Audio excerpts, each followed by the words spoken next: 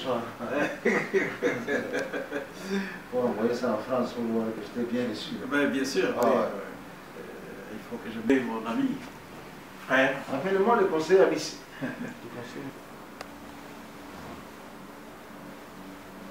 Oui. On m'a dit, mais Ce matin, j'ai pris mon petit-déj.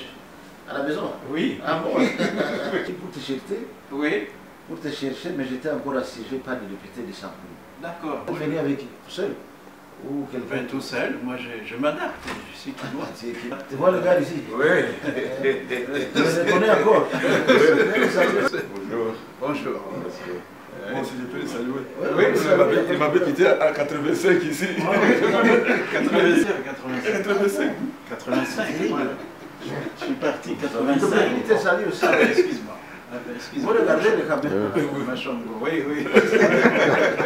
Depuis 85, Excellence. Oui, 85, oui. Santé. Comme ça. Oui. C'est un grand frère, c'est un ami. Oui.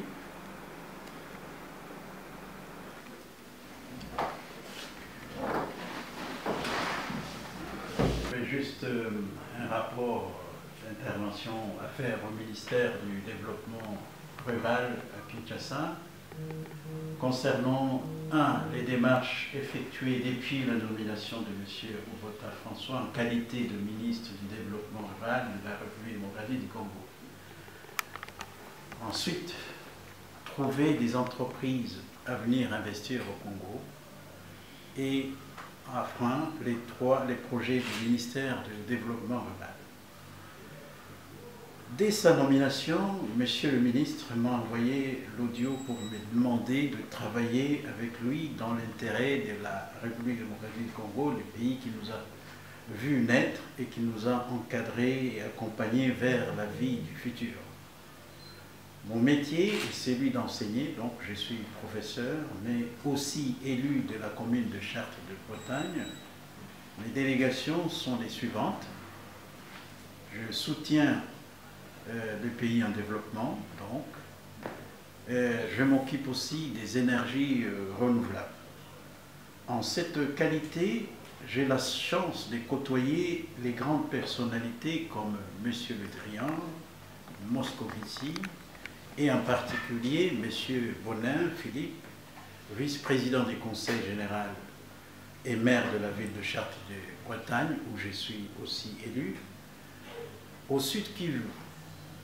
J'ai initié avec Marie-Claire Willock, c'est une amie belge qui est née au Congo, la création de la mutuelle de santé à Luvungi puis à Uvira.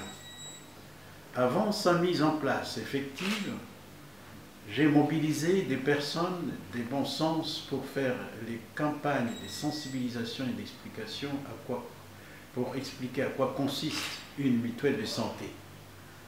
Après 3 ans d'information à la population sur ce sujet, nous avons lancé l'ouverture des cotisations. La première année, nous avons eu seulement 300 cotisants, mais en ayant signé des contrats avec les hôpitaux et dispensaires, les mutualisés se faisaient soigner à moins de 75% du prix de prestation. Des bouche à oreille, ces informations ont fait grimper le nombre d'adhérents l'année suivante. Donc, après, on a eu 3000 cotisants l'année d'après. Nous avons un deuxième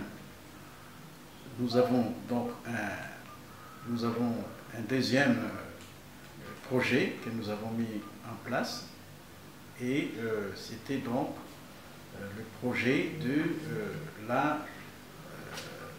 la Cadrée.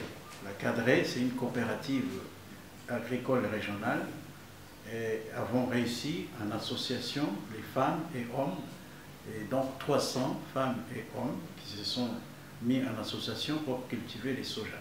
Alors c'était pour répondre à une crise alimentaire qui commençait à se faire sentir au pays, donc au Sud Kivu, que nous avons créé cette association.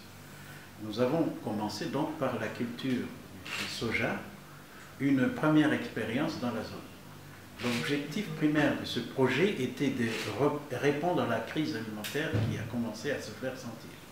Alors, la récolte fut très abondante, mais on s'est heurté au problème des marchés. C'est-à-dire que le prix proposé par les acteurs était très bas. Là non plus, on n'a pas été soutenu à l'époque par le pouvoir public.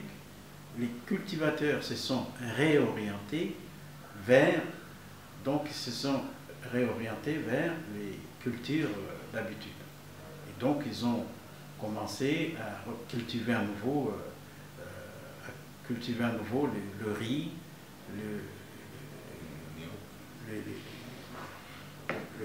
donc les haricots, etc., et les maïs. Et donc, en troisième lieu, nous avons créé une association en direction des jeunes, qu'on a appelée OSIS et Portes Ouvertes, pour l'échange avec les jeunes de la Belgique et de la France. Alors, les activités de cette association étaient principalement le théâtre, la lecture, les guides touristiques, les animations diverses comme la musique, les concerts, etc. Donc le Vungi a accueilli dans ce cadre beaucoup de Belges qui venaient et restaient 2 à 3 semaines à travailler avec les jeunes pour diversifier les activités d'animation, faire des visites dans les moyens plateaux. Il était prévu des voyages pour certains jeunes en Belgique et en France. Un des objectifs de cette association. Les personnes qui ont travaillé avec nous dans ces différentes réalisations sont M. Mouchepe, vous connaissez, M. Donamis qui est ici, le chef Mbaba, Bagua Boschbag et Moulindwa Demouli.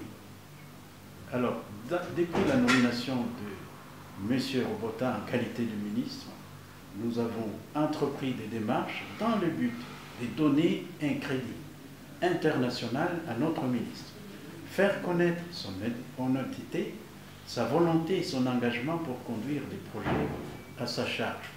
Parce que c'est un ministre que je connais, on était jeunes, on a travaillé, vécu ensemble, il a toujours été honnête, entreprenant et quelqu'un qui va jusqu'au bout de ses projets. Pour cela, nous avons, mes collaborateurs et moi-même, organisé des réunions en interne pour cibler les personnalités de l'Union européenne à contacter. Madame Huilok Marie-Claire s'est chargée de rencontrer la ministre belge des Affaires étrangères, Madame Wines Sophie. Pour cela, notre ministre François Robota a envoyé un courrier à Marie-Claire pour préciser les projets à réaliser. Ce courrier a été présenté à Madame Wines. À partir de ces démarches, une confiance s'est créée dans le sens que notre ministre aurait des affinités avec les Belges et avec d'autres personnalités en France. C'était la première démarche pour établir la confiance. Un rendez-vous avait été fixé pour un entretien avec l'équipe du ministère belge des Affaires étrangères.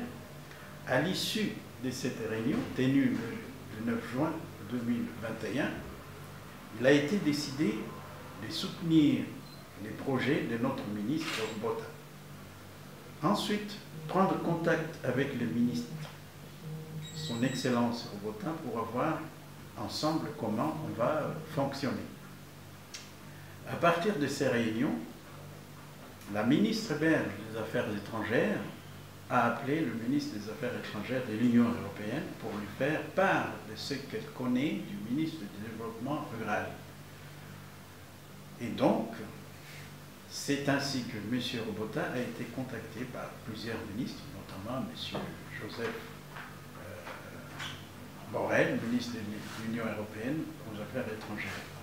De ce que nous savons, son Excellence M. Robota est le ministre qui a été plus contacté par des personnalités de la communauté internationale.